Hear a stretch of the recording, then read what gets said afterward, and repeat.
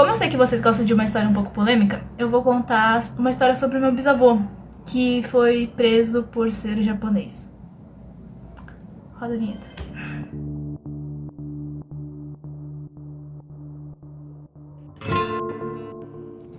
Com a chegada dos imigrantes no começo de 1900, e mais especificamente de 1908, no caso dos japoneses, muitos imigrantes nascidos e criados no Japão não tiveram uma educação mais formal da língua portuguesa.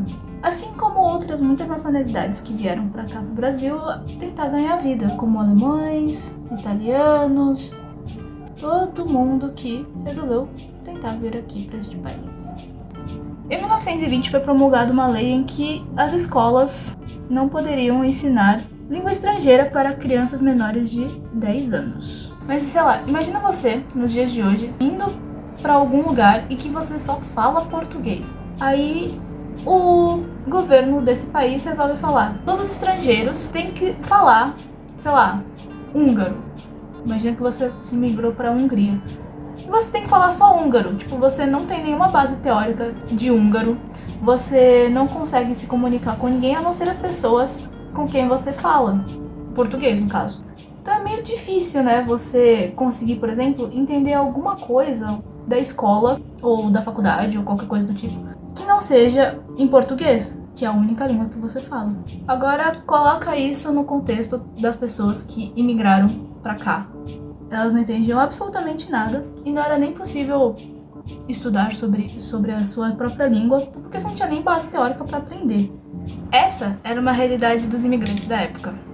Eles só conseguiam falar a sua língua própria e eles não conseguiam aprender a língua local porque não tinha como traduzir de uma língua para outra. Muitas famílias, portanto e para tanto, foram criadas falando, no caso da minha família, somente o japonês. E o meu bisavô foi um desses casos.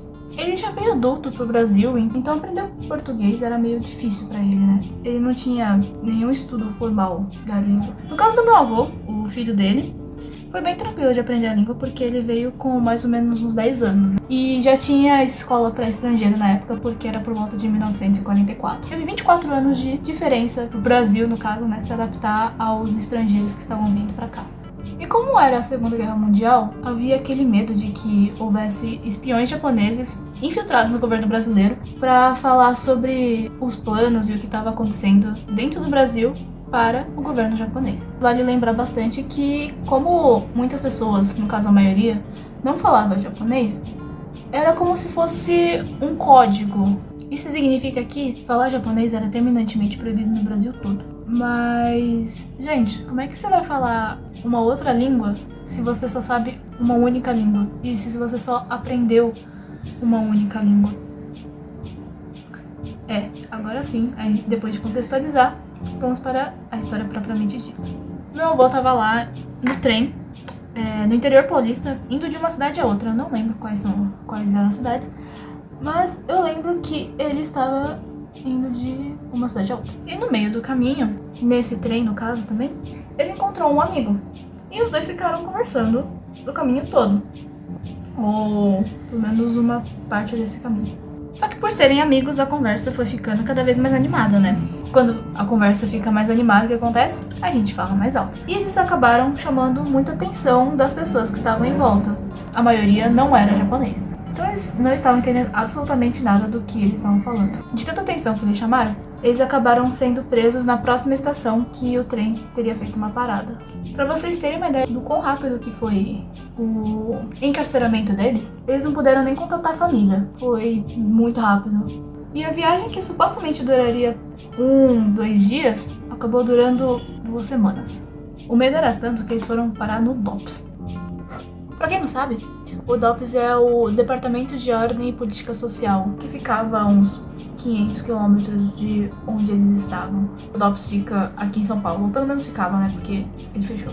Chegando lá no DOPS, ele foi entrevistado com um tradutor, ele teve os antecedentes revistados, e como ele colaborou, eles perceberam que de fato o meu avô não era espião e os únicos crimes dele na ficha, que constaram pelo menos, era de ele falar japonês.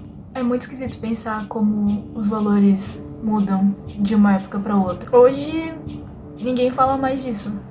É muito estranho. É bom saber um pouco dessa história pra gente perceber que nem tudo é tão simples quanto parece. O que vocês acharam da maquiagem? Foi tipo uma maquiagem bem simples, bem rápida. Vocês têm alguma história de imigração? Vocês mudaram de país? Vocês têm parentes que vieram de outros países pra cá, pro Brasil? Conta aí nos comentários, eu quero saber a história de vocês. Deixa o like, se inscreve no canal, tá bom?